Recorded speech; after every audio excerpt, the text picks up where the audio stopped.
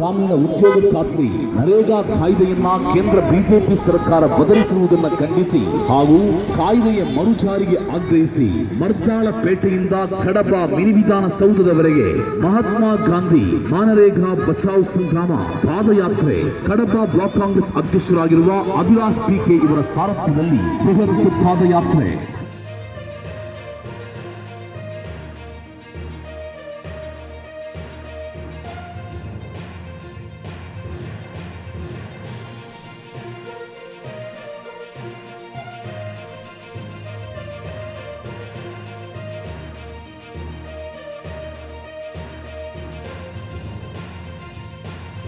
ಕಡಬ mini ವಿಧಾನಸೌಧದವರೆಗೆ Mahatma Gandhi NREGA ಬಚಾವ್ ಸಂಘ ಸರ್ಕಾರ ಬದಲಿಸುವುದನ್ನು ಖಂಡಿಸಿ ಇಂದು ನಡೆಯಲಿಕ್ಕಿದೆ ಬೃಹತ್ ಪಾದಯಾತ್ರೆ. ಬನ್ನಿ ಭಾಗವಹಿಸಿ. ಸಾಯಂಕಾಲ 3 ಗಂಟೆಗೆ ಮರ್ದಾಳಪೇಟೆಯಿಂದ ಕಡಬ ಮಿನಿ ವಿಧಾನಸೌಧದವರೆಗೆ ಸರ್ವರಿಗೂ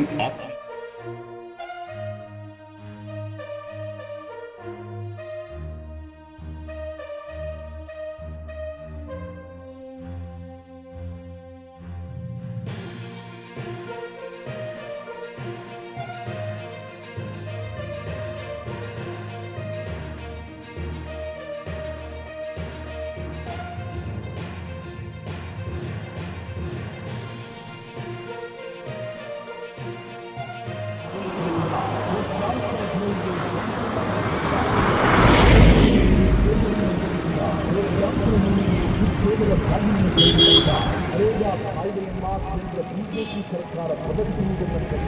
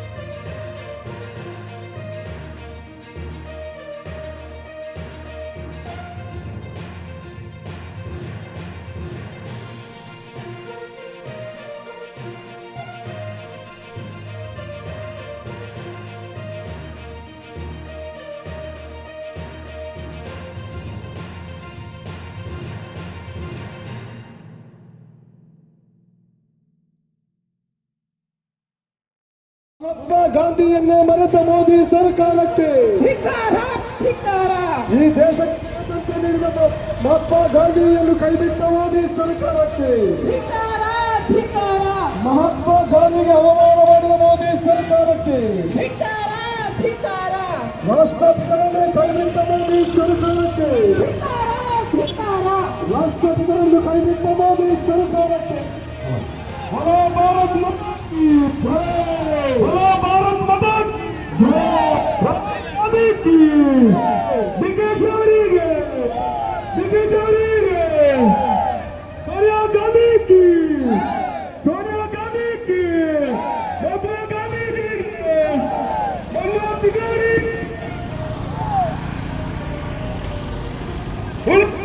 उड़ीसी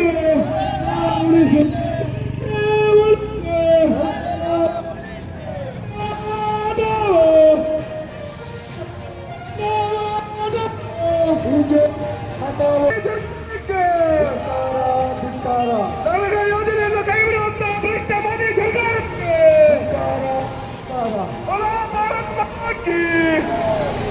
ಭಾರತ್ ಮಾತಾ ಕಿ ಹೋರಾಟ ಎಲ್ಲ ತನಕ ಹೋರಾಟ ಕಾರ್ಮಿಕರಿಗಾಗಿ ಹೋರಾಟ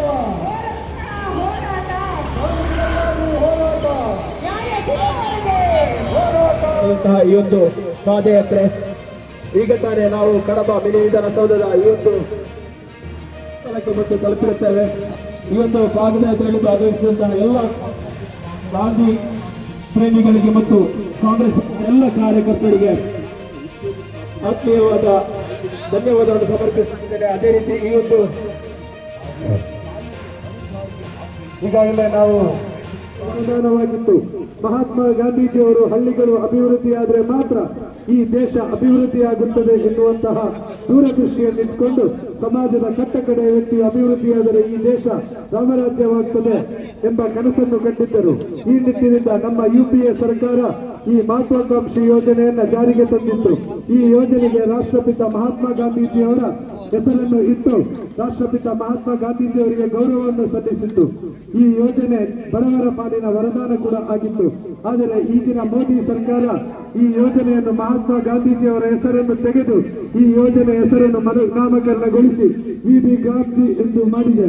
ಅಲ್ಲದೆ ಈ ಯೋಜನೆಯಲ್ಲಿ ಕಠಿಣ ನಿಯಮಗಳನ್ನು ಅಳವಡಿಸಿ ಕೂಲಿ ಕಾರ್ಮಿಕರಿಗೆ ತೊಂದರೆಯನ್ನು ಮಾಡಿದೆ.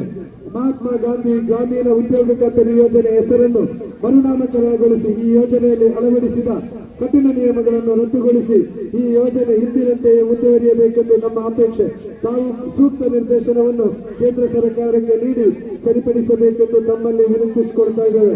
ವಂದನೆಗಳೊಂದಿಗೆ ಕಾಂಗ್ರೆಸ್ ಪಕ್ಷದ ಎಲ್ಲ ಕಾರ್ಯಕರ್ತರು, ಕಡಬ ಬ್ಲಾಕ್ ಕಾಂಗ್ರೆಸ್ ಈ ಒಂದು ಮನವಿಯನ್ನ ತಹಸೀಲ್ದಾರರ ಪರವಾಗಿ ನಾವು ನಮ್ಮ ಉಪ ತಹಸೀಲ್ದಾರ್ DT ಕಾನ್ಸರ್ ಅವರಿಗೆ ಹಸ್ತಾಂತರಿಸಿದ್ದೇನೆ. ಪಕ್ಷದ ಮುಖಂಡರುಗಳು ಸಮ್ಮುಖದಲ್ಲಿ ಹಸ್ತಾಂತರಿಸಲಿದ್ದೇವೆ.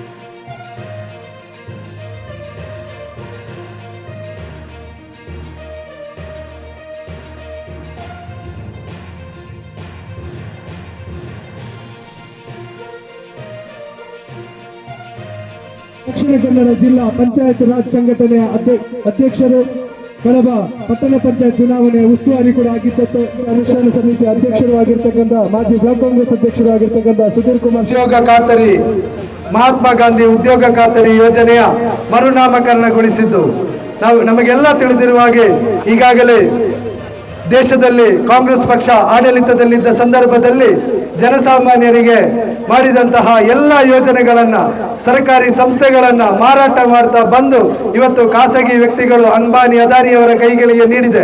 ಅದೇ ರೀತಿ ಇನ್ನು ಉಳಿದಂತಹ ಕೆಲವೇ ಕೆಲವು ವ್ಯವಸ್ಥೆಗಳಲ್ಲಿ ಬಡವರ ಪಾಲಿನ ಆಶಾದಾಯಕ ಆಶಾಕಿರಣವಾಗಿರ್ತಕ್ಕಂಥ ಗ್ರಾಮ ಪಂಚಾಯತ್ಗಳಲ್ಲಿ ಗ್ರಾಮ ಪಂಚಾಯತ್ ಸದಸ್ಯರ ಗ್ರಾಮದ ಅಭಿವೃದ್ಧಿಯ ಒಂದು ಯೋಜನೆ ಆಗಿರತಕ್ಕಂತಹ ಉದ್ಯೋಗ ಖಾತರಿ ಯೋಜನೆಯನ್ನು ಕೂಡ 60-40 ಅನುಪಾತದಲ್ಲಿ ರಾಜ್ಯ ಸರ್ಕಾರದ ಪಾಲು 40 ಎಂಬಂತೆ ರಾಜ್ಯ ಸರ್ಕಾರದ ಮೇಲೆ ಹೆಚ್ಚುವರಿ ಹೊರೆಯನ್ನು ಹೊರಿಸಿ GST ಪಾಲನ್ನು ಕೂಡ ರಾಜ್ಯ ಸರ್ಕಾರಕ್ಕೆ ಸರಿಯಾಗಿ ನೀಡದೆ ಜನಸಾಮಾನ್ಯರ, ಬಡವರ, ಕಾರ್ಮಿಕರ, ದೀನ ದಲಿತರ ಹೊಟ್ಟೆಗೊಡೆಯುವಂತಹ ಕೆಲಸವನ್ನ ಇವತ್ತು ಬಿಜೆಪಿ ಸರ್ಕಾರ ತಮ್ಮ ಕೆಟ್ಟ ಆಡಳಿತದಿಂದ ಜನಸಾಮಾನ್ಯರ ಮೇಲೆ ಹೊರಿಸಿದೆ.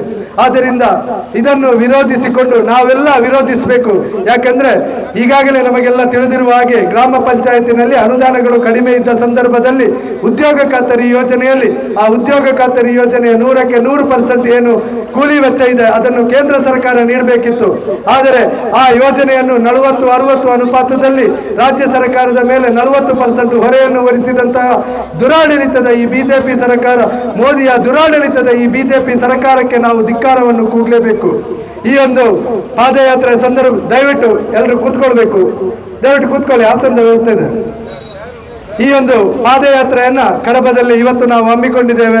ಮರ್ದಾಳದಲ್ಲಿ ಈ ಒಂದು ಪಾದಯಾತ್ರೆ ಆರಂಭವಾದ ಸಂದರ್ಭದಲ್ಲಿ ಪಾದಯಾತ್ರೆಯನ್ನು ಉದ್ಘಾಟಿಸಿದಂತಹ ನಮ್ಮ ದಕ್ಷಿಣ ಕನ್ನಡ ಜಿಲ್ಲೆಯ ಧೀಮಂತ ನಾಯಕ, ಮಾಜಿ ಶಾಸಕರು ಆಗಿರ್ತಕ್ಕಂಥ ಸುಳ್ಯದ ಎಲ್ಲ ಜನರ ಒಂದು ಮೆಚ್ಚುಗೆ, ಅಚ್ಚುಮೆಚ್ಚಿನ ನಾಯಕರಾಗಿರ್ತಕ್ಕಂಥ ರಮಾನಾಥ ರೈ ಸರ್ ಅವರು ಈ ಒಂದು ಪಾದಯಾತ್ರೆಯನ್ನು ಉದ್ಘಾಟಿಸಿ ಯಶಸ್ವಿಯಾಗಿ ಕಡಬವನ್ನು ತಲುಪಿದ್ದೇವೆ. ಈ ಒಂದು ಪಾದಯಾತ್ರೆಯಲ್ಲಿ ನಮ್ಮ ಜೊತೆ ಕನ್ನಡ ಜಿಲ್ಲಾ ಗ್ರಾಮೀಣ ಭಾಗದ ಮಹಿಳಾ ಕಾಂಗ್ರೆಸ್ ಅಧ್ಯಕ್ಷ ಆಗಿರ್ತಕ್ಕಂಥ ನಮ್ಮದೇ ಕಡಬ ಬ್ಲಾಕಿನ ಧೀಮಂತ ನಾಯಕಿ ಕೂಡ ಆಗಿರ್ತಕ್ಕಂತಹ ಉಷಾ ಅಂಚನ್ರವರನ್ನ ಹೃತ್ಪೂರ್ವಕವಾಗಿ ಸ್ವಾಗತಿಸ್ತಾ ಇದ್ದೇನೆ. ಅದೇ ರೀತಿ ನಮ್ಮ ಕಡಬ ಬ್ಲಾಕ್ ಕಾಂಗ್ರೆಸ್ಸಿನ ಮಾಜಿ ಅಧ್ಯಕ್ಷರು, ಮಾಜಿ ಜಿಲ್ಲಾ ಪಂಚಾಯತ್ ಸದಸ್ಯರು ಆಗಿರ್ತಕ್ಕಂಥ PP ವರ್ಗೀಸ್ ರವರನ್ನು ಕೂಡ ಹೃತ್ಪೂರ್ವಕವಾಗಿ ಸ್ವಾಗತಿಸ್ತಾ ಇದ್ದೇನೆ. ಸುಳ್ಯ ವಿಧಾನಸಭಾ ಕ್ಷೇತ್ರದ ಯುವ ಕಾಂಗ್ರೆಸ್ ಅಧ್ಯಕ್ಷರಾಗಿರ್ತಕ್ಕಂಥ ಫೈಜಲ್ ರವರನ್ನು ಸ್ವಾಗತಿಸ್ತಾ ಇದ್ದಾರೆ. ಅದೇ ರೀತಿ ದಕ್ಷಿಣ ಕನ್ನಡ ಜಿಲ್ಲಾ ಕಾಂಗ್ರೆಸ್ಸಿನ ಪ್ರಧಾನ ಕಾರ್ಯದರ್ಶಿ ಆಗಿರ್ತಕ್ಕಂಥ ಫಜಲ್ ರವರನ್ನು ಸ್ವಾಗತಿಸ್ತಾ ಇದ್ದೇನೆ. ಕಡಬ ಬ್ಲಾಕ್ ಕಾಂಗ್ರೆಸ್ಸಿನ ಪ್ರಧಾನ ಕಾರ್ಯದರ್ಶಿ ಆಗಿರ್ತಕ್ಕಂತಹ ಸತೀಶ್ ನಾಯ್ಕ್ ಮೇಲಿನ ಮನೆ ಇವರನ್ನು ಕೂಡ ಸ್ವಾಗತಿಸ್ತಾ ಇದ್ದೇನೆ. ಅದೇ ರೀತಿ ಕಡಬ ಬ್ಲಾಕ್ ಕಾಂಗ್ರೆಸ್ಸಿನ ಮಹಿಳಾ ಕಾಂಗ್ರೆಸ್ ಅಧ್ಯಕ್ಷೆ ಜೊತೆಗೆ ಬಿಳಿನೆಲೆ ಗ್ರಾಮ ಪಂಚಾಯತಿನ ಅಧ್ಯಕ್ಷರು ಕೂಡ ಆಗಿರ್ತಕ್ಕಂಥ ಶಾರದಾ ದಿನೇಶ್ ರವರನ್ನ ಸ್ವಾಗತಿಸ್ತಾ ಇದ್ದೇನೆ. ನಮ್ಮ ಪಟ್ಟಣ ಪಂಚಾಯತಿನ ಅಧ್ಯಕ್ಷರಾಗಿರ್ತಕ್ಕಂತಹ ತಮನ್ನ ಜಮೀರ್ ರವರನ್ನು ಸ್ವಾಗತಿಸ್ತಾ ಇದ್ದೇನೆ. ಅದೇ ರೀತಿ ನಮ್ಮ ಪಕ್ಷದ ಹಿರಿಯರು, ದಕ್ಷಿಣ ಕನ್ನಡ ಜಿಲ್ಲಾ ರಾಜ್ಯೋತ್ಸವ ಪ್ರಶಸ್ತಿ ಪುರಸ್ಕೃತರಾಗಿರ್ತಕ್ಕಂಥ ವಿಜಯ್ ಕುಮಾರ್ ಸೊರಕೆ ಅವರು ನಮ್ಮ ಜೊತೆ ಇದ್ದಾರೆ. ಅವರನ್ನು ಕೂಡ ಹೃತ್ಪೂರ್ವಕವಾಗಿ ಸ್ವಾಗತಿಸ್ತಾ ಇದ್ದಾರೆ. ಪಟ್ಟಣ ಪಂಚಾಯತಿನ ಎಲ್ಲ ಸದಸ್ಯರುಗಳನ್ನು ಕೂಡ ಸ್ವಾಗತಿಸುತ್ತಾ ಕಡಬ ಬ್ಲಾಕ್ ಕಾಂಗ್ರೆಸ್ಸಿನ ಪ್ರಚಾರ ಸಮಿತಿ ಅಧ್ಯಕ್ಷರಾಗಿರ್ತಕ್ಕಂಥ ಯತೀಶ್ ಬಾನರ್ಕರ್ ಅವರನ್ನು ಕೂಡ ಸ್ವಾಗತಿಸುತ್ತಾ ಈಗಾಗಲೇ ಸರ್ಕಾರದಿಂದ ನಾಮನಿರ್ದೇಶಿತರಾಗಿರತಕ್ಕಂತಹ ಎಲ್ಲ ಸದಸ್ಯರನ್ನ, ಪಂಚ ಗ್ಯಾರಂಟಿ ಅನುಷ್ಠಾನ ಸಮಿತಿಯ ಸದಸ್ಯರನ್ನ, ಬ್ಲಾಕ್ ಕಾಂಗ್ರೆಸ್ ಸಮಿತಿಯ ಸದಸ್ಯರನ್ನ, ಅದೇ ರೀತಿ ಈ ಒಂದು ಪಾದಯಾತ್ರೆಯ ಉಸ್ತುವಾರಿಯನ್ನು ಕೂಡ ವಹಿಸಿಕೊಂಡಿರ್ತಕ್ಕಂಥ ಶಿವರಾಮ್ ರೈ ಸುಬ್ರಹ್ಮಣ್ಯ ಅವರನ್ನ, ಸೇವಾದಳದ ಅಧ್ಯಕ್ಷರುಗಳನ್ನ, ಎಲ್ಲ ಘಟಕಗಳ ಅಧ್ಯಕ್ಷರುಗಳನ್ನ, ಸ್ಥಾಯಿ ಸಮಿತಿ ಅಧ್ಯಕ್ಷರುಗಳನ್ನ, ಜೊತೆಗೆ ವಿವಿಧ ಗ್ರಾಮ ಪಂಚಾಯಿತಿಗಳ ಅಧ್ಯಕ್ಷರು ಹಾಗೂ ಸದಸ್ಯರುಗಳನ್ನ, ಪಕ್ಷದ ಎಲ್ಲ ಬ್ಲಾಕ್ ಕಾಂಗ್ರೆಸ್ ಸಮಿತಿಯ ಸದಸ್ಯರು, ಕಾರ್ಯಕರ್ತರು, ಅದೇ ರೀತಿ ವಿವಿಧ ಮುಂಚೂಣಿ ಘಟಕದ ಅಧ್ಯಕ್ಷರು, ಪದಾಧಿಕಾರಿಗಳು, ಮಾಜಿ ಜಿಲ್ಲಾ ಪಂಚಾಯತ್, ತಾಲೂಕು ಪಂಚಾಯತ್ ಸದಸ್ಯರು, ಅದೇ ರೀತಿ ನಮ್ಮ ಮಾಜಿ ಜಿಲ್ಲಾ ಪಂಚಾಯತ್ ಸದಸ್ಯರುಗಳನ್ನ, ಮತ್ತೆ ಕಡಬದ ಬ್ಲಾಕ್ ಕಾಂಗ್ರೆಸ್ಸಿನ ವಕ್ತಾರರು ಆಗಿರ್ತಕ್ಕಂಥ ಗಂಗಾಧರ ಶೆಟ್ಟಿ, ಅದೇ ರೀತಿ ಮಾಜಿ ಬ್ಲಾಕ್ ಕಾಂಗ್ರೆಸ್ ಅಧ್ಯಕ್ಷರಾಗಿರ್ತಕ್ಕಂಥ ಗಣೇಶ್ ಕೈಕುರೆ ಎಲ್ಲರನ್ನು ಕೂಡ ಮತ್ತೊಮ್ಮೆ ಮಗದೊಮ್ಮೆ ಈ ಒಂದು ಕಾರ್ಯಕ್ರಮಕ್ಕೆ ಹೃತ್ಪೂರ್ವಕವಾಗಿ ಸ್ವಾಗತಿಸ್ತಾ ಇದ್ದೇನೆ. ಈ ಒಂದು ಕಾರ್ಯಕ್ರಮವನ್ನು ಉದ್ದೇಶಿಸಿ ಈ ಕೇಂದ್ರ ಸರ್ಕಾರದ ಜನವಿರೋಧಿ ನೀತಿಯನ್ನು, ಅದೇ ರೀತಿ ಯೂತ್ ಕಾಂಗ್ರೆಸ್ ಅಧ್ಯಕ್ಷರಾಗಿರ್ತಕ್ಕಂಥ ಶಾಕೀರ್ ಪಿಳ್ಳಿಯರ್ ಅವರನ್ನ, NSVಯ ಎಲ್ಲ ಪದಾಧಿಕಾರಿಗಳನ್ನ ಸ್ವಾಗತಿಸುತ್ತಾ ಎಲ್ಲರನ್ನು ಕೂಡ ಸ್ವಾಗತಿಸ್ತಾ ನಮ್ಮ ಇವತ್ತಿನ ಈ ಪಾದಯಾತ್ರೆಯನ್ನು ಉದ್ದೇಶಿಸಿ, ಕೇಂದ್ರ ಸರ್ಕಾರದ ಜನವಿರೋಧಿ ನೀತಿಯನ್ನು ಉದ್ದೇಶಿಸಿ ನಮ್ಮ ಜೊತೆ ಮಾತನಾಡಬೇಕಂತ ನಮ್ಮ ಜಿಲ್ಲೆಯ ಪಂಚಾಯತ್ ರಾಜ್ ಸಂಘಟನೆ ಅಧ್ಯಕ್ಷರಾಗಿರ್ತಕ್ಕಂಥ ಸುಭಾಷ್ ಚಂದ್ರ ಶೆಟ್ಟಿ ಅವರಲ್ಲಿ ಕೇಳ್ಕೊಳ್ತಾ ಇದ್ದೇನೆ. ಈ ಒಂದು ಪಾದಯಾತ್ರೆ ಕಾರ್ಯಕ್ರಮದ ನೇತೃತ್ವವನ್ನು ವಹಿಸಿಕೊಂಡಿರುವಂತಹ ಬ್ಲಾಕ್ ಅಧ್ಯಕ್ಷರಾದಂತಹ ಅಭಿಲಾಷ್ ಅವರೇ, ಮತ್ತೆಲ್ಲ ಹಿರಿಯ ಕಿರಿಯ ನಾಯಕರುಗಳೇ, ಇಲ್ಲಿ ಸೇರಿರುವಂತಹ ಎಲ್ಲ ಕಾರ್ಯಕರ್ತ ಬಂಧುಗಳೇ, ಈಗಾಗಲೇ ನಮ್ಮ ಹೈಕಮಾಂಡ್ನ ಆದೇಶದಂತೆ ಜಿಲ್ಲೆಯಾದ್ಯಂತ ಈ ಒಂದು ಪ್ರತಿಭಟನೆ ನಾವು ಕೈಗೊಂಡಿದ್ದೇವೆ. 9ನೇ ತಾರೀಕಿಗೆ ಸುಳ್ಯದಿಂದ ಮೂಲ್ಕಿವರೆಗೆ ಕೂಡ ಪಾದಯಾತ್ರೆ ನಡೆಯಲಿಕ್ಕಿದೆ. ಈ ಸಂದರ್ಭದಲ್ಲಿ ಉದ್ಯೋಗ ಖಾತ್ರಿ ಯೋಜನೆಯ ಸ್ವರೂಪ ಹಾಗೂ ಮಹಾತ್ಮ ಗಾಂಧೀಜಿಯವರ ಹೆಸರನ್ನು ಬದಲಾವಣೆ ಮಾಡಿದ್ದು ನಾವು ಪಕ್ಷ ಖಂಡಿಸ್ತದೆ. ಪಕ್ಷ ಮಾತ್ರ ಅಲ್ಲ, ಭಾರತೀಯ ನಾಗರಿಕರೆಲ್ಲರೂ ಕೂಡ ಖಂಡಿಸಬೇಕಾದಂತಹ ಅನಿವಾರ್ಯತೆ ಕೂಡ ಇದೆ. ಉದ್ಯೋಗ ಖಾತ್ರಿ ಯೋಜನೆಯ ಬಗ್ಗೆ ಹೆಚ್ಚಿನ ಸ್ಥಳೀಯ ಸಂಸ್ಥೆಗಳಲ್ಲಿ ಜನಪ್ರತಿನಿಧಿಗಳಾಗಿ ಕೆಲಸ ಮಾಡಿದಂಥವರಿಗೆ ಎಲ್ರಿಗೂ ಅದರ ಮಹತ್ವ ಗೊತ್ತು ಮತ್ತು ಅದರ ಫಲಾನುಭವಿಗಳಾಗಿ ಆ ಫಲವನ್ನು ಅನುಭವಿಸಿದವರಿಗೂ ಕೂಡ ಗೊತ್ತು. ನಾನು ಕೂಡ ಈ ಒಂದು ಉದ್ಯೋಗ ಖಾತ್ರಿ ಯೋಜನೆ ಅನುಷ್ಠಾನವಾಗುವಂಥ ಸಂದರ್ಭದಲ್ಲಿ ಗ್ರಾಮ ಪಂಚಾಯತಿನ ಅಧ್ಯಕ್ಷನಾಗಿದ್ದೆ. ನಮಗೆ ಆ ಸಂದರ್ಭದಲ್ಲಿ ಪಂಚಾಯತ್ನಲ್ಲಿ ಒಂದು ದಾರಿ ಕೆಲಸ ಮಾಡಲಿಕ್ಕೂ ಕೂಡ ಅನುದಾನ ಇರಲಿಲ್ಲ. ಆ ಸಂದರ್ಭದಲ್ಲಿ ವರದಾನವಾಗಿ ನಮ್ಮ ಕೇಂದ್ರ ಸರ್ಕಾರ UPA ಸರ್ಕಾರದ ಮನಮೋಹನ್ ಸಿಂಗ್ ರವರು ಕೊಟ್ಟಂತಹ ಆ ಒಂದು ಉದ್ಯೋಗ ಖಾತ್ರಿ ಯೋಜನೆ ಎಷ್ಟೊಂದು ಪರಿಣಾಮಕಾರಿಯಾಗಿ ನಮ್ಮ ಮಾನ ಮರ್ಯಾದೆಯನ್ನು ಉಳಿಸಿದೆ ಅಂತ ಹೇಳಿದರೆ, ನಾನು ಸತತವಾಗಿ 3 ವರ್ಷ 1 ಕೋಟಿಯಿಂದ 1.5 ಕೋಟಿವರೆಗೆ ಒಂದು ಗ್ರಾಮ ಪಂಚಾಯತ್ನಲ್ಲಿ ಖರ್ಚು ಮಾಡುವಂಥ ಅವಕಾಶ ನನಗೆ ಸಂದರ್ಭ ಬಂದಿತ್ತು. ಆ ಸಂದರ್ಭದಲ್ಲಿ ನನಗೆ ನನ್ನ ಗ್ರಾಮ ಪಂಚಾಯತಿ ಗಾಂಧಿ ಗ್ರಾಮ ಪುರಸ್ಕಾರವನ್ನು ಪಡೆಯಬೇಕಿದ್ರೆ ಈ ಒಂದು ಯೋಜನೆ ಕೂಡ ಅದಕ್ಕೆ ಪೂರಕವಾಗಿತ್ತು ಅಂತ ಹೇಳಲಿಕ್ಕೆ ನಾನು ಇಚ್ಛೆ ಪಡ್ತಾ ಇದ್ದೇನೆ. ಒಂದು ಮಾದರಿ ಗ್ರಾಮ ಪಂಚಾಯತಿಯನ್ನು ಕೊಲ್ಲಾರ ಗ್ರಾಮ ಪಂಚಾಯತಿ ಗುರುತಿಸಬೇಕಿದ್ರೆ ಉದ್ಯೋಗ ಖಾತ್ರಿ ಯೋಜನೆ ಕೂಡ ಅರ್ಧ ಪಾಲು ಅದರದ್ದು ಕೂಡ ಇದೆ. ಅದೇ ರೀತಿ ಜಿಲ್ಲೆಯ ಎಲ್ಲ ಗ್ರಾಮ ಪಂಚಾಯತಿಗಳು ಕೂಡ ಇದರ ಲಾಭವನ್ನು ಪಡ್ಕೊಂಡಿದೆ. ಈಗ ಈ ಒಂದು ಯೋಜನೆಯನ್ನು ಈಗ ನಿಲ್ಲಿಸಿದ್ದಲ್ಲ, ಯಾವಾಗ ಕೇಂದ್ರ ಸರ್ಕಾರದ ಬದಲಾವಣೆಯಾಗಿತ್ತೋ, ನರೇಂದ್ರ ಮೋದಿಯವರು ಅಧಿಕಾರವನ್ನು ವಹಿಸಿಕೊಂಡ್ರು, ಅವರು ವಹಿಸಿಕೊಂಡಾಗ ಹಂತ ಹಂತವಾಗಿ ಅನುದಾನವನ್ನು ಕಡಿತಗೊಳಿಸ್ತಾ ಬಂದು ಹಂತ ಹಂತವಾಗಿ ಆ ಯೋಜನೆಗೆ ಕಡಿವಾಣಗಳನ್ನು ಅನುಷ್ಠಾನಕ್ಕೆ ಆಗದ ರೀತಿಯಲ್ಲಿ ನಿಯಮಗಳನ್ನು ರೂಪಿಸಿಕೊಂಡು ಗ್ರಾಮ ಪಂಚಾಯತಿ ಅಧಿಕಾರದಲ್ಲಿ ಯಾರಿದ್ದಾರೆ ಅವರ ಕೈ ಕಟ್ಟುವಂತಹ ಕೆಲಸವನ್ನು ಮಾಡುತ್ತಾ ಬಂದು ಈ ವರ್ಷ ಕಳೆದ ವರ್ಷಕ್ಕೆ ಅನುದಾನ 1.5 ಕೋಟಿ ಖರ್ಚು ಮಾಡುತ್ತಿದ್ದಂಥ ಪಂಚಾಯತಿಗಳು 20 ಲಕ್ಷ ಖರ್ಚು ಮಾಡುವಂಥ ಪರಿಸ್ಥಿತಿಗೆ ಬಂದಿತ್ತು. ಈ ವರ್ಷ ಅನುದಾನವನ್ನು ಕೊಡದೆ ನಮ್ಮನ್ನು ಇದು ಅನುಷ್ಠಾನವಾಗದ ರೀತಿಯಲ್ಲಿ ಮಾಡಿತ್ತು. ಇದು ಮಾತ್ರ ಅಲ್ಲ, ನಮ್ಮ ಗ್ರಾಮ ಪಂಚಾಯತಿ ಚುನಾವಣೆ ಕಳೆದ ಸಾರಿ ನೀವು ಎಲ್ಲರೂ ನೆನಪು ಮಾಡಿದರೆ ನಳಿನ್ ಕುಮಾರ್ ಕಟೀಲ್ ರವರು MP ಆಗಿದ್ರು, ಜಿಲ್ಲೆಯಾದ್ಯಂತ ಅವರು ಘೋಷಣೆ ಮಾಡಿದ್ರು, ನಮ್ಮ ಕೇಂದ್ರ ಸರ್ಕಾರ ನೇರವಾಗಿ ಗ್ರಾಮ ಪಂಚಾಯತಿಗಳಿಗೆ ಕನಿಷ್ಠ 1 ಕೋಟಿ ರೂಪಾಯಿ ಅನುದಾನವನ್ನು ಕೊಡಲಿದ್ದೇವೆ, ಗ್ರಾಮ ಪಂಚಾಯತಿಯನ್ನು ಗ್ರಾಮ ಸ್ವರಾಜ್ಯಕ್ಕೆ ನಾವು ತರ್ತೇವೆ, ಗಾಂಧಿ ಏನು ಕನಸಿತ್ತು ಗ್ರಾಮ ಸ್ವರಾಜ್ ಕನಸು ಅದನ್ನು ನನಸು ಮಾಡ್ತೇವೆ ಎಂಬ ಘೋಷಣೆ ಮಾಡಿದ್ದಕ್ಕೆ ಎಲ್ಲರೂ ಅವರನ್ನು ಇಲ್ಲಿ ಹೆಚ್ಚಿನ ಪಂಚಾಯತಿಗಳು ಅವರ ಅಧೀನಕ್ಕೆ ಬಂದಿತ್ತು. ಈಗ BJP ಹೆಚ್ಚಾಗಿ ಈ ಜಿಲ್ಲೆಯಲ್ಲಿ ಇದೆ. ಆದರೆ ಇವಾಗ ಏನು ಮಾಡಿದ್ರು, ಅಂತ್ಯ ಆಗುವಾಗ 15ನೇ ಹಣಕಾಸು ಯೋಜನೆಯ 80 ಲಕ್ಷ ರೂಪಾಯಿ ಮನಮೋಹನ್ ಸಿಂಗ್ ಸರ್ಕಾರ ಇರುವಾಗ ಒಂದು ದೊಡ್ಡ ಪಂಚಾಯತಿ ಕೊಡ್ತಿದ್ದಂಥ ಯೋಜನೆಯ ಹಣವನ್ನು ಈ ವರ್ಷ 1 ನಯಾ ಪೈಸೆ ಈವರೆಗೆ ಮಾರ್ಚ್ ಹತ್ತಿರ ಆಗ್ತಾ ಬರ್ತಾ ಇದೆ, 1 ನಯಾ ಪೈಸೆ 15ನೇ ಹಣಕಾಸು ಯೋಜನೆ ಅನುದಾನವನ್ನು ಕೊಟ್ಟಿಲ್ಲ. ಇದರ ಜೊತೆಗೆ ಈ ಒಂದು ಉದ್ಯೋಗ ಖಾತ್ರಿ ಯೋಜನೆಯನ್ನು ಅವರು ಇದು ಯೋಜನೆ ಹೆಸರು ಬದಲಾವಣೆ ಮಾಡಿದ್ದಲ್ಲ, 60-40 ಮಾಡಿ ಯಾವುದೇ ರಾಜ್ಯ ಸರ್ಕಾರ ಅನುಷ್ಠಾನವಾಗದ ರೀತಿಯಲ್ಲಿ ಮಾಡಿ ಈ ಯೋಜನೆಯನ್ನು ನಿಲ್ಲಿಸುವಂತ ಒಂದು ಹುನ್ನಾರವನ್ನು ಈ ಮೂಲಕ ಮಾಡಿದ್ದಾರೆ ಅಂತ ಹೇಳಿಕೆ ನಾನು ಇಚ್ಛೆ ಪಡ್ತಾ ಇದ್ದೇನೆ. ಇದರ ಜೊತೆಗೆ ನಾವೆಲ್ಲ ಗೌರವಿಸುವಂಥದ್ದು, ಪ್ರಪಂಚದ ಎಲ್ಲ ದೇಶಗಳು ಗೌರವ ಮಾಡುವಂಥದ್ದು, ನಾವು ರಾಷ್ಟ್ರಪಿತ ಅಂತ ಒಪ್ಪಿಕೊಂಡಂತಹ ಮಹಾತ್ಮ ಗಾಂಧೀಜಿಯವರ ಹೆಸರನ್ನು ಬದಲಾವಣೆ ಮಾಡುವುದರ ಮೂಲಕ ಅವರಿಗೆ ಅವಮಾನ ಮಾಡುವಂತಹ ಕೆಲಸವನ್ನು ಈ ಒಂದು ಮೋದಿ ಸರ್ಕಾರ ಮಾಡಿದೆ. ನಾವು ಇದರಿಂದ ಗ್ರಾಮ ಪಂಚಾಯತಿಗೆ ಎಷ್ಟು ನಷ್ಟ ಅಂತ ಹೇಳಿದ್ರೆ, ಗ್ರಾಮ ಪಂಚಾಯತಿ ಚುನಾವಣೆ ಬರ್ತಾ ಇದೆ, ಯಾರಾದರೂ ಗ್ರಾಮ ಪಂಚಾಯತಿಗೆ ಚುನಾವಣೆ ನಿಲ್ಲುವವರಿದ್ರೆ ಪಕ್ಷ ಭೇದ ಮರೆತು ಈ ಒಂದು ಯೋಜನೆಯ ವಿರುದ್ಧ ಸೆಟೆದು ನಿಲ್ಲಬೇಕಾದಂತಹ ಅನಿವಾರ್ಯತೆ ಇದೆ. ಯಾಕಂತ ಹೇಳಿದ್ರೆ ಈ ಯೋಜನೆ ಇಲ್ಲದಿದ್ರೆ ನೀವು ಗ್ರಾಮ ಪಂಚಾಯತಿ ಪ್ರತಿನಿಧಿ ಆಗಿ ಕೂಡ ಪ್ರಯೋಜನ ಇಲ್ಲ. ನಿಮ್ಮ ಒಂದು ಸ್ವಂತ ಹಕ್ಕಿನಿಂದ, ಸ್ವಂತ ಒಂದು ನಿರ್ಣಯದಿಂದ ಏನು ಯೋಜನೆ ಅನುಷ್ಠಾನ ಮಾಡುವಂಥ ಉದ್ಯೋಗ ಖಾತ್ರಿ ಯೋಜನೆ ನಿಮಗೆ ಇದ್ದರೆ ನಿಮ್ಮ ಇಡೀ ಒಂದು ವಾರ್ಡ್ ಅಭಿವೃದ್ಧಿ ಆಗಲಿಕ್ಕೆ ಸಾಧ್ಯ ಇದೆ. ಇಲ್ಲದಿದ್ದರೆ ಚುನಾವಣೆ ಆದಮೇಲೆ ಜನಪ್ರತಿನಿಧಿ ಆಗಿ ಕೂಡ ಪ್ರಯೋಜನ ಇಲ್ಲ. ಗ್ರಾಮ ಪಂಚಾಯತಿಯ ಅಸ್ತಿತ್ವಕ್ಕೆ ಧಕ್ಕೆ ಆಗಲಿಕ್ಕಿದೆ ಅಂತ ಹೇಳಲಿಕ್ಕೆ ನಾನು ಇಚ್ಛೆ ಪಡ್ತಾ ಇದ್ದೇನೆ. ಈ ಒಂದು ಸಂದರ್ಭದಲ್ಲಿ ಗ್ರಾಮ ಪಂಚಾಯತಿಯ ಅಸ್ತಿತ್ವ ಮಾತ್ರ ಅಲ್ಲ, ಕೂಲಿ ಕಾರ್ಮಿಕರ ಅಸ್ತಿತ್ವ ಮತ್ತು ಕೃಷಿಕರ ಅಸ್ತಿತ್ವ ನಾವು ಯಾಕೆ ಹೇಳ್ತಾ ಇದ್ದೇವೆ ಅಂತ ಹೇಳಿದರೆ, ಯಾವುದೇ ಕೃಷಿಕರಿಗೆ ನೇರವಾಗಿ ಸರ್ಕಾರದಿಂದ ಲಕ್ಷಗಟ್ಟಲೆ ಒಂದು ಅನುದಾನವನ್ನು ಪಡ್ಕೊಳ್ಳುವಂಥ ಅವಕಾಶ ಉದ್ಯೋಗ ಖಾತ್ರಿ ಯೋಜನೆ ಅನುಷ್ಠಾನವಾಗುವವರಿಗೆ ಇರಲಿಲ್ಲ. ನಾನು ನನ್ನದೇ ಒಂದು ಗ್ರಾಮ ಪಂಚಾಯತಿ ಉದಾಹರಣೆ ಕೊಡೋದಿದ್ರೆ, ಒಂದು ವರ್ಷದಲ್ಲಿ 32 ಲಕ್ಷ ರೂಪಾಯಿ ನಾವು ಕೃಷಿಕರಿಗೆ ನೇರವಾಗಿ ತೋಟ ಮಾಡಲಿಕ್ಕೆ, ಬಾವಿ ಮಾಡಲಿಕ್ಕೆ, ಹಟ್ಟಿ ಮಾಡಲಿಕ್ಕೆ, ಹೈನುಗಾರಿಕೆಗೆ, ಬೇರೆ ಬೇರೆ ಅವರ ಏನು ಕೃಷಿ ಚಟುವಟಿಕೆಗೆ ಅವಕಾಶ ಮಾಡಿಕೊಡುವಂಥ ಅವಕಾಶವನ್ನು ಮಾಡಿತ್ತು. ಆದರೆ ಇದು ಒಂದು ವೇಳೆ ಇಲ್ಲದಿದ್ದರೆ ಮುಂದಿನ ದಿನಗಳಲ್ಲಿ ಈಗೇನು ಬದಲಾವಣೆ ಆಗಿದೆ, ಇದರಲ್ಲಿ ವೈಯಕ್ತಿಕ ಯಾವುದೇ ಯೋಜನೆ ಇದಕ್ಕೆ ಅವಕಾಶ ಇಲ್ಲ. ಇದನ್ನು ಸರಿಯಾಗಿ ನಾವು ಕಾಂಗ್ರೆಸ್ ಪಕ್ಷದವರು ಮಾತ್ರ ಅಲ್ವಾ, ಎಲ್ಲ ಕೃಷಿಕರು, ಭಾರತೀಯ ನಾಗರಿಕರು, ಯಾರೆಲ್ಲ ಮತದಾರರಿದ್ದೀರಿ, ನಿಮ್ಮ ಏನು ಮುಂದಿನ ಭವಿಷ್ಯ ಇದರಲ್ಲಿದೆ.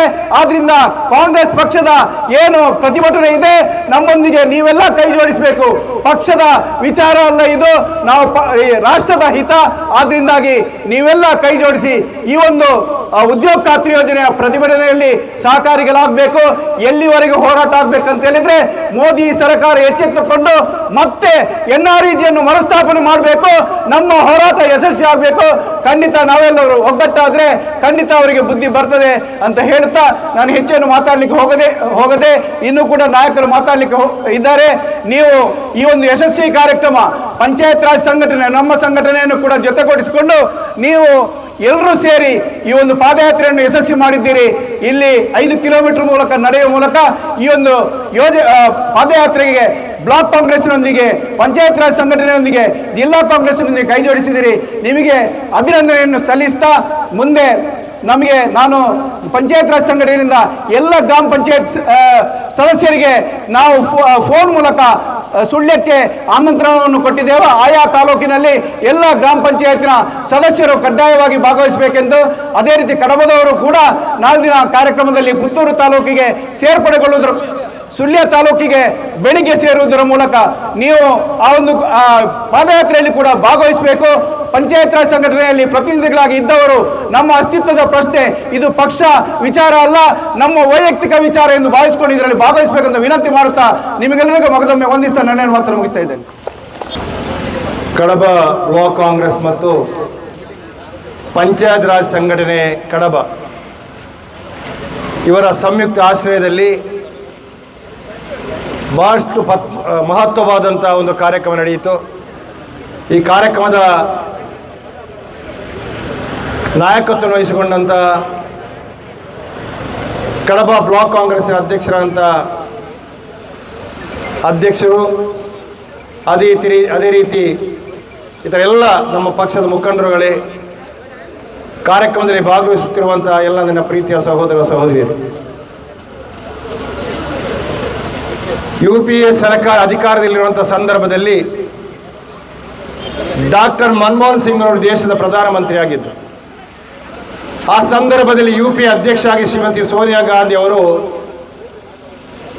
ಇದ್ದಂಥ ಸಂದರ್ಭದಲ್ಲಿ ಇಬ್ಬರು ನಾಯಕರುಗಳು ಬಹಳಷ್ಟು ದೊಡ್ಡ ಸಮಾಲೋಚನೆ ಮಾಡೋದ್ರ ಮುಖಾಂತರ ಭಾರತ ದೇಶದ ಭವಿಷ್ಯದ ಹಿತದೃಷ್ಟಿಯಿಂದ ಬಡ ಕೂಲಿ ಕಾರ್ಮಿಕರ ಒಂದು ಭವಿಷ್ಯವನ್ನು ಅರ್ಥ ಮಾಡಿಕೊಂಡು ಕೃಷಿ ಕೂಲಿ ಕಾರ್ಮಿಕರಿಗೆ ಒಂದು ಒಳ್ಳೆಯ ವ್ಯವಸ್ಥೆಯನ್ನು ಮಾಡಬೇಕು, ಶಕ್ತಿಯನ್ನು ತುಂಬಬೇಕೆಂಬ ಉದ್ದೇಶದಿಂದ ಮಹಾತ್ಮ ಗಾಂಧಿ ರಾಷ್ಟ್ರೀಯ ಉದ್ಯೋಗ ಖಾತ್ರಿ ಯೋಜನೆ ಎಂಬ ಅತ್ಯಂತ ದೊಡ್ಡ ಮಹತ್ವಾಕಾಂಕ್ಷೆಯಾದಂಥ ಮತ್ತು ಪರಿಣಾಮಕಾರಿಯಾದಂಥ ಕಾರ್ಯಕ್ರಮ ತಂದಂಥ ವಿಚಾರ ತಮಗೆಲ್ಲರಿಗೂ ಗೊತ್ತಿರುವಂಥ ವಿಚಾರ. ಆ ಒಂದು ಅವಧಿಯಲ್ಲಿ ಈಗಾಗಲೇ ಸುಭಾಷ್ ಚಂದ್ರ ರೀತಿಯಲ್ಲಿ ಬಹಳಷ್ಟು ಕೋಟ್ಯಾಂತರ ರೂಪಾಯಿಗಳು ಖರ್ಚು ಮಾಡೋದ್ರ ಮುಖಾಂತರ ಅವರ ಸ್ವತಃ ಭೂಮಿಯಲ್ಲಿ ಕೂಡ ಏನಾದರೂ ಕೆಲಸ ಮಾಡಿದಂಥ ಸಂದರ್ಭ ವರ್ಷದಲ್ಲಿ 100 ದಿವಸ ಅವರಿಗೆ ಸಂಬಳವನ್ನು ಕೊಡಬೇಕು. ಒಂದು ವೇಳೆ 100 ದಿವಸ ಕೆಲಸಕ್ಕೆ ಕೊಡಲಿಕ್ಕೆ ಅಸಾಧ್ಯವಾದಂಥ ಸಂದರ್ಭದಲ್ಲಿ 100 ದಿನಗಳು ಉಚಿತವಾಗಿ ಅವರಿಗೆ ಒಂದು ರೀತಿಯ ಆ ಒಂದು ಇದು ದರವನ್ನು ಕೊಡಬೇಕು, ಆರ್ಥಿಕ ಶಕ್ತಿ ಕೊಡಬೇಕೆಂಬ ಉದ್ದೇಶ ತಂದಂಥ ಕಾರ್ಯಕ್ರಮ. ಇದರ ಉದ್ದೇಶ ಅಂತ ಹೇಳಿದ್ರೆ 3 ಹೊತ್ತಿನ ಊಟವನ್ನು ಕೂಡ ಮಾಡಲಿಕ್ಕೆ ಅಸಾಧ್ಯವಾದಂತಹ ಬಡ ಕೂಲಿ ಕೃಷಿ ಕಾರ್ಮಿಕರು ಯಾರಿದ್ದಾರೆ ಅವರಿಗೆ ಒಂದು ರೀತಿಯ ಹೊತ್ತಿನ ಊಟವನ್ನಾದರೂ ಮಾಡುವಂಥ ಶಕ್ತಿ ಕೊಡಬೇಕೆಂಬ ಉದ್ದೇಶದಿಂದ ನಮ್ಮ UPA ಸರ್ಕಾರ ತಂದಂಥ ಅತ್ಯಂತ ಒಳ್ಳೆಯ ಕಾರ್ಯಕ್ರಮ. ಆ ಒಂದು ಸಂದರ್ಭದಲ್ಲಿ ಈಗಾಗಲೇ ಸುಭಾಷ್ ಚಂದ್ರ ರೆಡ್ಡಿ ಪ್ರಸ್ತಾಪ ಮಾಡಿದ ರೀತಿಯಲ್ಲಿ ಪ್ರತಿ ಪಂಚಾಯತ್ ಕೂಡ ವರ್ಷಕ್ಕೆ ಅದೆಷ್ಟೋ ಕೋಟಿ ರೂಪಾಯಿಗಳನ್ನು ಖರ್ಚು ಮಾಡಿದರೂ ಕೂಡ ಕೇಂದ್ರ ಸರ್ಕಾರ ಅನುದಾನ ಕೊಡುವಂತಹ ರೀತಿಯ ಕಾರ್ಯಕ್ರಮ ಮಾಡಿದ್ದನ್ನು ನಾವು ನೆನಪಿಸಬೇಕಾಗಿದೆ. ದುರಾದೃಷ್ಟವಶಾತ್ ಕಳೆದ 3 ಅವಧಿಯಲ್ಲಿ ಈ ದೇಶದಲ್ಲಿ ಮೋದಿ ಸರ್ಕಾರ ಬರುವಂಥ ರೀತಿಯ ಅವಕಾಶ ಆಯಿತು. ಕಳೆದ 2 ಸಲ ಅವರು ನರೇಂದ್ರ ಮೋದಿ ಅವರು ಪ್ರಧಾನವಾಗಿದ್ದ ಸಂದರ್ಭ ಇವತ್ತು ಬಹಳಷ್ಟು ಕಡಿಮೆ ಅನುದಾನ ಕೊಡೋದ್ರ ಮುಖಾಂತರ ಮಹಾತ್ಮ ಗಾಂಧಿ ರಾಷ್ಟ್ರೀಯ ಉದ್ಯೋಗ ಖಾತ್ರಿ ಯೋಜನೆಗೆ ಒಂದು ಕೊಡುಗೆ, ಒಂದು ಕಡಿವಾಣ ಹಾಕುವಂಥ ಕೆಲಸ ಇವತ್ತು ಮಾಡಿದ್ದಾನೆ ಎಂಬುದು ಬಹಳಷ್ಟು ಗಮನಾರ್ಹವಾದಂಥ ವಿಚಾರ. ನಾವು ಕೊಟ್ಟಿದ್ದೇವೆ ಇಲ್ಲ ಎಂಬ ರೀತಿಯಲ್ಲಿ ಒಳ್ಳೆಯ ಮನಸ್ಸಿನಿಂದ ಮಹಾತ್ಮ ಗಾಂಧಿ ರಾಷ್ಟ್ರೀಯ ಉದ್ಯೋಗ ಖಾತ್ರಿ ಯೋಜನೆಯನ್ನು ಅವರು ಒಂದು ರೀತಿಯಲ್ಲಿ ಕಡಿತಗೊಳಿಸುವಂಥ ಅನುದಾನ ಕಡಿಸುವಂಥ ಕೆಲಸ ಇವತ್ತು ಮಾಡಿದ್ದಾರೆ. ಇವತ್ತು 3ನೇ ಸಲ ನರೇಂದ್ರ ಮೋದಿ ಪ್ರಧಾನಮಂತ್ರಿ ಆದರು. ಭಾರತೀಯ ಜನತಾ ಪಕ್ಷದ ನೇತೃತ್ವದ NDA ಸರ್ಕಾರ ಅಧಿಕಾರ ಮತ್ತೆ ಬರುವಂಥ ಅವಕಾಶಗಳಾಯಿತು. ಬಹುಶಃ ನಾನು ಒಂದು ಹೇಳ್ತಾ ಇದ್ದೇನೆ, ಇವತ್ತು ಕೇಂದ್ರದಲ್ಲಿ NDA BJP ಸರ್ಕಾರ ಆಡಳಿತ ಮಾಡೋದಂದ್ರೆ ಇಡೀ ಭಾರತ ದೇಶದ ಎಲ್ಲರಿಗೂ ಕೂಡ ಅದೊಂದು ದೊಡ್ಡ ದುರಾದೃಷ್ಟದ ವಿಚಾರ ಎಂಬುದನ್ನು ನಮ್ಮ ಎಲ್ಲ ಪಕ್ಷದ ಕಾರ್ಯಕರ್ತರು ಅರ್ಥ ಮಾಡಿಕೊಳ್ಬೇಕಾದಂಥ ಒಂದು ಸಂದರ್ಭ. ಈಗ 3ನೇ ಅವಧಿಯಲ್ಲಿ ಮಹಾತ್ಮ ಗಾಂಧಿ ಅವರ ಹೆಸರನ್ನೇ ಸಹಿಸಲಿಕ್ಕೆ ಇವತ್ತು ಒಪ್ಪದ ಮನಸ್ಸಿಲ್ಲದಂಥ ಈ ಒಂದು ಕೇಂದ್ರದ BJP ಸರ್ಕಾರ ಮಹಾತ್ಮ ಗಾಂಧಿ ರಾಷ್ಟ್ರೀಯ ಉದ್ಯೋಗ ಖಾತ್ರಿ ಯೋಜನೆ ಹೆಸರನ್ನೇ ಬದಲಾವಣೆ ಮಾಡುವ ಮುಖಾಂತರ ಈ ಒಂದು ಕಾರ್ಯಕ್ರಮದ ಸ್ವರೂಪವನ್ನೇ ಬದಲಾವಣೆ ಮಾಡಿ ಯಾವುದೇ ರೀತಿಯಲ್ಲಿ ಅರ್ಥ ಇಲ್ಲದ ಒಂದು ವ್ಯರ್ಥವಾದಂಥ ರೀತಿಯಲ್ಲಿ ಕಾರ್ಯಕ್ರಮ ಮಾಡುವಂಥ ಒಂದು ಕೆಲಸವನ್ನು ಅವರು ಮಾಡ್ತಾ ಬಂದಿದ್ದಾರೆ.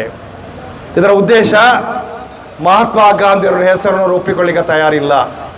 ಯಾರು ಮಹಾತ್ಮ ಗಾಂಧಿಯವರು BJP ಅರ್ಥ ಮಾಡಿಕೊಳ್ಬೇಕಾಗಿದೆ.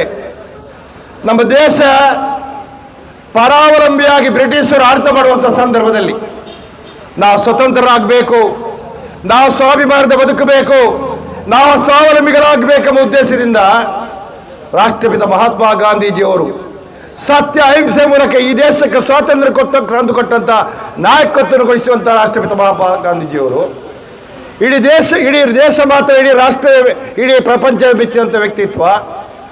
ನಮ್ಮ ಪಿತಾಮಹ ಎಂಬ ಹೆಸರು ಕಳೆದಿದಂಥ ಮಹಾತ್ಮ ಗಾಂಧೀಜಿಯವರು ಅವರ ಹೆಸರನ್ನೇ ಅಳಿಸುವಂಥ ಕೆಲಸ ಇವರು ಕುತಂತ್ರ ಮಾಡಿದರೆ ಮತ್ತೆ ಇವರು ಈ ದೇಶದಲ್ಲಿ ಯಾರಿಗೆ ಗೌರವ ಕೊಡ್ತಾರೆ ಎಂಬುದನ್ನು ನಾವು ಇವತ್ತು ಗಮನಿಸಬೇಕು. ಇವತ್ತು ರಾಷ್ಟ್ರಪಿತ ಮಹಾತ್ಮ ಗಾಂಧಿ ಹೆಸರನ್ನು ಬದಲಾವಣೆ ಮಾಡುವಂಥ ಕೆಲಸ ಪಂಡಿತ್ ಜವಾಹರ್ಲಾಲ್ ನೆಹರು ಪ್ರಧಾನಮಂತ್ರಿಯಾಗಿ ಈ ದೇಶದ ಸ್ವಾತಂತ್ರ್ಯ ಸಂಗ್ರಾಮಕ್ಕೆ ಅನೇಕ ವರ್ಷಗಳ ಕಾಲ ಜೈಲು ವಾಸವನ್ನು ಅನುಭವಿಸಿದ ಜವಾಹರ್ಲಾಲ್ ನೆಹರು ಇವತ್ತು ನಾವು ಅನುಭವಿಸುತ್ತಿರುವಂತಹ ಕಾಡುತ್ತಿರುವಂಥ ಪ್ರತಿಯೊಂದು ಅಭಿವೃದ್ಧಿ ಕೆಲಸಗಳಿಗೆ ಪೂರಕವಾಗಿ ಪಂಚವಾರ್ಷಿಕ ಯೋಜನೆ ತಂದಂಥ ಪಂಡಿತ್ ಜವಾಹರ್ಲಾಲ್ ನೆಹರು ಅವರು ಇವತ್ತು ಒಂದು ಸಲ ಆದರೂ ನರೇಂದ್ರ ಮೋದಿ ಅವರಿಗೆ, ಅಮಿತ್ ಶಾ ಅವರಿಗೆ ನೆಹರೂರವರ ಹೆಸರನ್ನು ಹೇಳಿದ್ರೆ ನಿದ್ದೆ ಬರುವುದಿಲ್ಲ. ಏನಾದರೂ ಇವತ್ತು ಅಪಸ್ವರ ಮಾಡುವಂಥ ರೀತಿಯ ಕೆಲಸ ಇವತ್ತು ಮಾಡ್ತಾ ಇದ್ದಾರೆ. ಈ ದೇಶಕ್ಕೆ ನನ್ನ ಪ್ರಾಣ ತ್ಯಾಗವನ್ನು ಮಾಡಿದಂಥ ಶ್ರೀಮತಿ ಇಂದಿರಾ ಗಾಂಧಿಯವರ ಬಗ್ಗೆ ಇವರು ಅಪಪ್ರಚಾರ ಮಾಡ್ತಾರೆ. ಈ ದೇಶಕ್ಕೆ ಬೇಕಾಗಿ ಮೆಡ್ರಾಸಿನ ಪೆರಂಬೂರಿನಲ್ಲಿ ಇವತ್ತು ದುಷ್ಕರ್ಮಿಗಳ ಗುಂಡಿಗೆ ಬಲಿಯಾದಂಥ ನಮ್ಮ ನಾಯಕರಾಗಿದ್ದಂಥ ರಾಜೀವ್ ಗಾಂಧಿಯವರ ಹೆಸರನ್ನು ಕೂಡ ಇವತ್ತು ಸಹಿಸುವುದಿಲ್ಲ.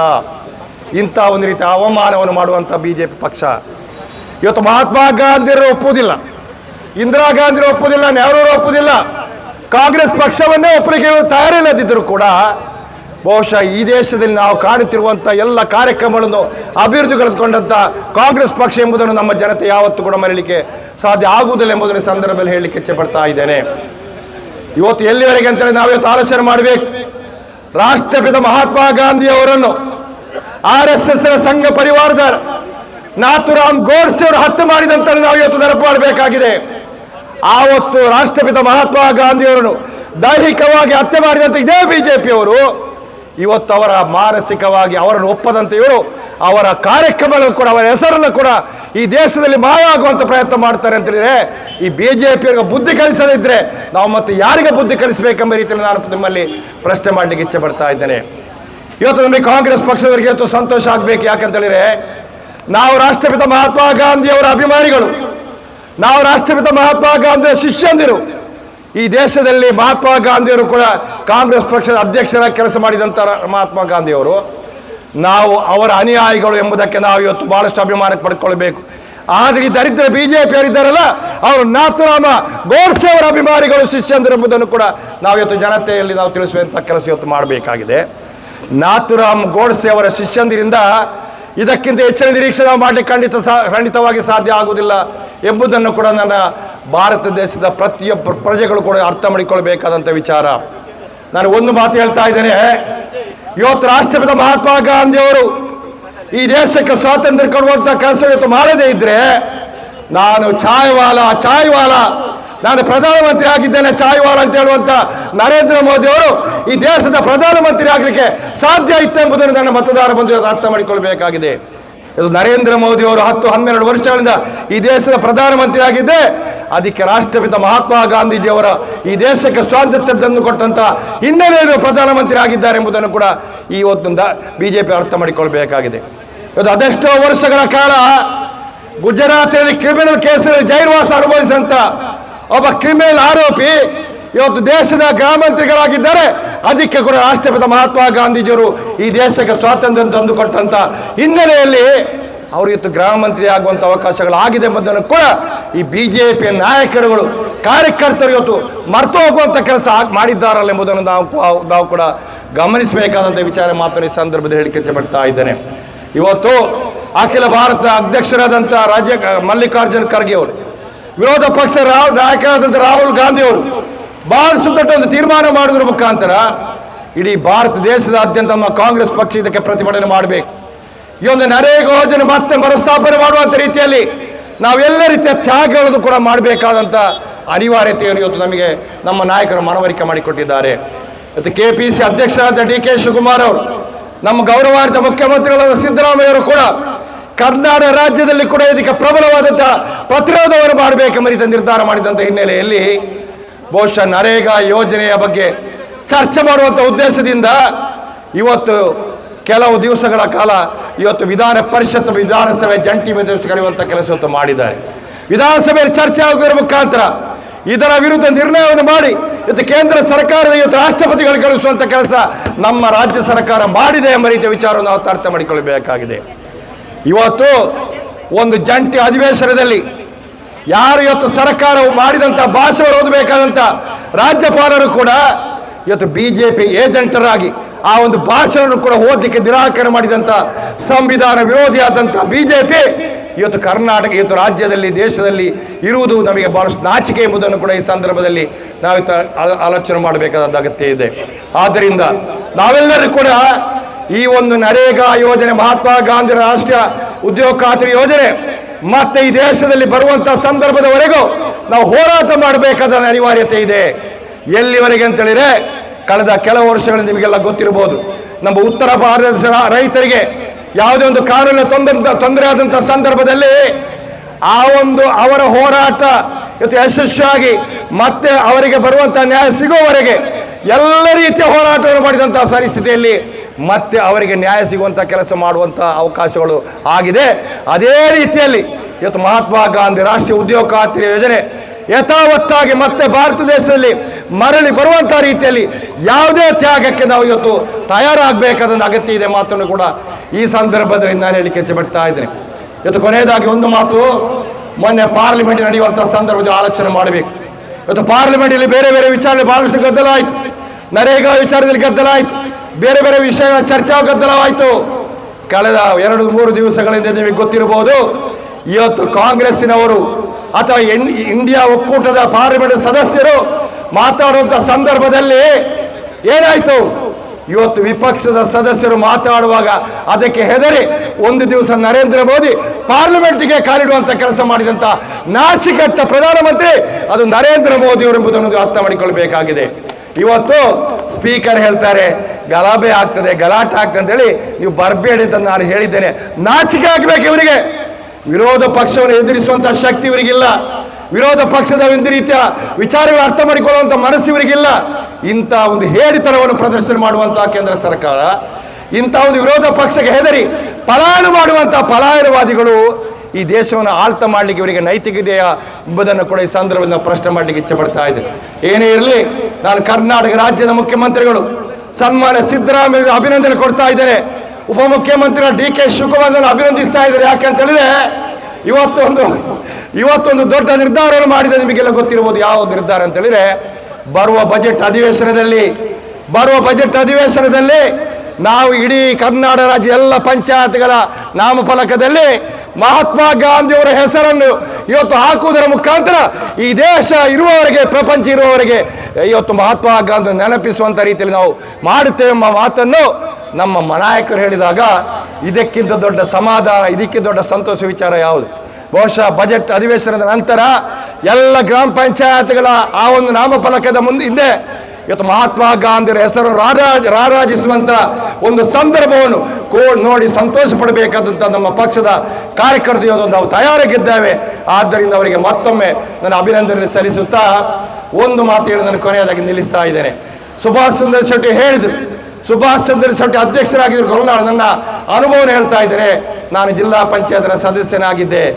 ಇವತ್ತು ಸುಭಾಷ್ ಚಂದ್ರ ಶೆಟ್ಟಿ ನಾಯಕತ್ವದಲ್ಲಿ ಕೊಲ್ನಾಡಲ್ಲಿ 2-3 ಸಲ ದಕ್ಷಿಣ ಕನ್ನಡ ಜಿಲ್ಲೆಯಲ್ಲಿ ಇವತ್ತು ನರೇಗಾ ಯೋಜನೆಯಲ್ಲಿ ಅತ್ಯಂತ ಹೆಚ್ಚು ಅನುದಾನವನ್ನು ಇವತ್ತು ಪಡ್ಕೊಂಡಂಥ ಒಂದು ಪಂಚಾಯತ್ ಎಂಬ ಹೆಸರಿಗೆ ಇವತ್ತು ಪಾತ್ರರಾದಂಥ ಕೊಲ್ನಾಡು ಗ್ರಾಮ ಪಂಚಾಯತ್ ಎಂಬುದು ಅರ್ಥ ಮಾಡಿಕೊಳ್ಬೇಕಾಗಿದೆ. ಯಾಕೆಂದು ಹೇಳಿದೆ ಅಂತ ಹೇಳಿದ್ರೆ ಅದು ನಮಗೊಂದು ಸ್ಫೂರ್ತಿ.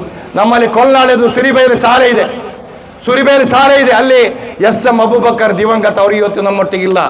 ಅವರ ನಾಯಕತ್ವದಲ್ಲಿ ಸುಭಾಷ್ ಚಂದ್ರ ಸಹಕಾರದಲ್ಲಿ ಇವತ್ತೊಂದು ಸರ್ಕಾರಿ ಶಾಲೆಯ ಒಂದು ಜಾಗದಲ್ಲಿ ಇವತ್ತು ಅಡಿಕೆ ಸಸಿಗಳು ನೆಡುವುದರ ಮುಖಾಂತರ ತೋಟವನ್ನು ಬೆಳೆಸಿ ಇವತ್ತಿಗೂ ಕೂಡ 2-3 ಲಕ್ಷ ರೂಪಾಯಿ ವರ್ಷಕ್ಕೆ ಆದಾಯ ಬರುವಂಥ ಶಾಲೆಗೆ ಒಂದು ರೀತಿಯ ಆದಾಯ ಬರುವಂಥ ಕೆಲಸ ಆಗಿದರೆ ಅದು ಮಹಾತ್ಮ ಗಾಂಧಿ ರಾಷ್ಟ್ರೀಯ ಉದ್ಯೋಗ ಖಾತ್ರಿ ಯೋಜನೆ ಮುಖಾಂತರ ಇದು ಒಂದು ಉದಾಹರಣೆ ನಾನು ಈಗ ಕೊಡ್ತಾ ಇದ್ದೇನೆ. ಬಹುಶಃ ಅದು ಒಂದಾದರೆ ಇಡೀ ದೇಶದಲ್ಲಿ ಯಾವ ರೀತಿಯಲ್ಲಿ ಆಗ್ಬೋದು ಎಂಬುದನ್ನು ನೀವೆಲ್ಲರೂ ಕೂಡ ಆಲೋಚನೆ ಮಾಡಬೇಕು ಮಾತನ್ನು ಹೇಳುತ್ತಾ, ಒಂದು ಒಳ್ಳೆಯ ಕಾರ್ಯಕ್ರಮ. ಇದು ಮರ್ದಾಳದಿಂದ ಸುಮಾರು ಕಡಬದವರೆಗೆ 5-6 ಕಿಲೋಮೀಟರ್ ನಾವು ನಮ್ಮ ಕಾಲನ್ನು ಸವಿಸಿದ್ದೇವೆ, ನಾವು ಪಾದವನ್ನು ಸವಿಸಿದ್ದೇವೆ. ಯಾಕೆ ಸವಿಸುವುದು ಅಂತಂದರೆ ಬಡವರಿಗೆ ಬೇಕಾಗಿ, ದುರ್ಬಲ ವರ್ಗದವರು ಬೇಕಾಗಿ, ಕೃಷಿ ಕಾರ್ಮಿಕರ ಪರವಾಗಿ ನಾವು ಇವತ್ತು ಹೋರಾಟ ಮಾಡ್ತಾ ಇದ್ದೇವೆ. ಆ ನಡಿಗೆಯನ್ನು ಮಾಡಿದ್ದೇವೆ. ಇದರ ನಾಯಕತ್ವವನ್ನು ನಮ್ಮ ಅಭಿಲಾಷರವರು, ಬ್ಲಾಕ್ ಕಾಂಗ್ರೆಸ್ ಅಧ್ಯಕ್ಷರು, ನಮ್ಮ ಪಕ್ಷದ ಎಲ್ಲ ಹಿರಿಯ ನಾಯಕರು, ಇವತ್ತು ನಮ್ಮ PP ವರ್ಗೀಸರವರು, ಸುಧೀರ್ ಅವರು ಇರ್ಬೋದು, ಯುವ ಕಾಂಗ್ರೆಸ್ ಅಧ್ಯಕ್ಷರು ಇರ್ಬೋದು, ಪ್ರಚಾರ ಸಮಿತಿ ಅಧ್ಯಕ್ಷರು ಇರ್ಬೋದು, ಪಟ್ಟಣ ಪಂಚಾಯತ್ ಅಧ್ಯಕ್ಷರು, ಸದಸ್ಯರು ಇರ್ಬೋದು, ಅಥವಾ ಇತರ ಪಕ್ಷದ ಎಲ್ಲ ನಮ್ಮ ನಾಯಕರು ಒಟ್ಟು ಸೇರುವುದರ ಮುಖಾಂತರ ಈ ಕಾರ್ಯಕ್ರಮ ಅತ್ಯಂತ ಯಶಸ್ವಿಯಾಗಿ ಪ್ರಾಮಾಣಿಕವಾಗಿ ಇವತ್ತು ಮಹಿಳಾ ಅಧ್ಯಕ್ಷರು ಕೂಡ ಇದ್ದಾರೆ, ಎಲ್ಲರೂ ಕೂಡ ಇದನ್ನು ಯಶಸ್ವಿಯಾಗಿ ಮಾಡಿದ್ದಾರೆ ಎಂಬುದನ್ನು ಅತ್ಯಂತ ಸಂತೋಷದಿಂದ ಈ ಸಂದರ್ಭದಲ್ಲಿ ಹೇಳುತ್ತಾ, ಇದಕ್ಕೆ ಸಂಬಂಧಪಟ್ಟಂಥ ಎಲ್ಲರನ್ನು ಕೂಡ ನಾನು ಬಹಳಷ್ಟು ಮನಸ್ಸಿನ ಅಂತರಾಳದಿಂದ ನಾನು ಅವರಿಗೆ ಗೌರವದ ನಮನಗಳು ಸಲ್ಲಿಸುತ್ತಾ, ಈಗಾಗಲೇ ಅಧ್ಯಕ್ಷರು ಹೇಳಿದರು, ಸುಭಾಷ್ ಚಂದ್ರ ಶೆಟ್ಟಿ ಅವರು ಪ್ರಸ್ತಾಪ ಮಾಡಿದರು.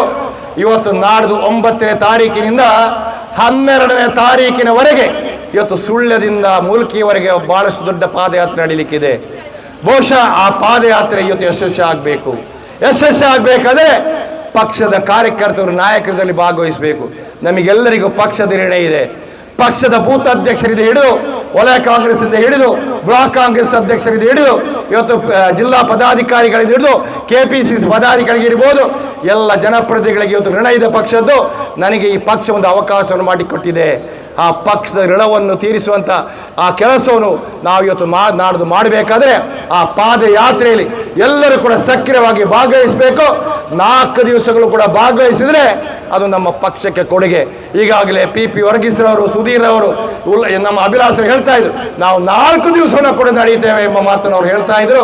ಬಹುಶಃ ನಾವು ಕೂಡ ನಿರ್ಧಾರ ಮಾಡಿದ್ದೇವೆ, ಇವತ್ತು PP ವರ್ಗೀಸೇ 100-120 ಕಿಲೋಮೀಟರ್ ನಡೆಯುವಾಗ ನಾವು ನಡೆಯದಿರಲಿಕ್ಕೆ ಆಗ್ತದೆ ಎಂಬ ರೀತಿಯಲ್ಲಿ ನಾವು ಕೂಡ ಆಲೋಚನೆ ಮಾಡಿ ನಾವು ಕೂಡ 4 ದಿವಸಗಳ ಕಾಲ ನಡೆಯುವಂಥ ಒಂದು ದೊಡ್ಡ ನಿರ್ಧಾರವನ್ನು ವೈಯಕ್ತಿಕವಾಗಿ ನಾನು ಕೂಡ ಮಾಡಿದ್ದೇನೆ. ನೀವು ಕೂಡ ಮಾಡಬೇಕೆಂಬ ಮನವಿಯನ್ನು ಈ ಸಂದರ್ಭದಲ್ಲಿ ಮಾಡುತ್ತಾ, ಈ ಕಾರ್ಯಕ್ರಮ ನಾಡ್ದು ಆ ನಡೆಯುವಂಥ ಒಂದು ರೀತಿಯ ಪಾದಯಾತ್ರೆ ಕಾಂಗ್ರೆಸ್ ಪಕ್ಷ ಬಲಿಷ್ಠವಾಗಿ ಬೆಳೆದು ಈ ದಕ್ಷಿಣ ಕನ್ನಡ ಜಿಲ್ಲೆಯಲ್ಲಿ ಕಾಂಗ್ರೆಸ್ಸಿನ ಗತ ವೈಭವ ಮತ್ತು ಎಲ್ಲ ಚುನಾವಣೆಗಳಿಗೆ ಬರುವಂಥ ರೀತಿಯಲ್ಲಿ ನೀವೇ ಕೂಡ ಸಹಕಾರ ಮಾಡಬೇಕೆಂಬ ಮನವಿಯನ್ನು ನಿಮ್ಮಲ್ಲಿ ಮಾಡುತ್ತಾ ಒಂದು ಒಳ್ಳೆಯ ಕಾರ್ಯಕ್ರಮದಲ್ಲಿ ಭಾಗವಹಿಸುವ ಅವಕಾಶ ಮಾಡಿಕೊಟ್ಟಂಥ ಎಲ್ಲ ನನ್ನ ಬ್ಲಾಕ್ ಅಧ್ಯಕ್ಷರಿಗೆ, ನನ್ನ ಸ್ನೇಹಿತರಿಗೆ, ನಮ್ಮ ಪ್ರೀತಿಯ ಪಕ್ಷದ ಕಾರ್ಯಕರ್ತರ ಅಭಿನಂದನೆಗಳು, ವಂದನೆ ಸಲ್ಲಿಸುತ್ತಾ ನನ್ನ ಮಾತು ಮುಗಿಸ್ತಾ ಇದ್ದೇನೆ. ಜೈ ಹಿಂದ್, ಜೈ ಕಾಂಗ್ರೆಸ್.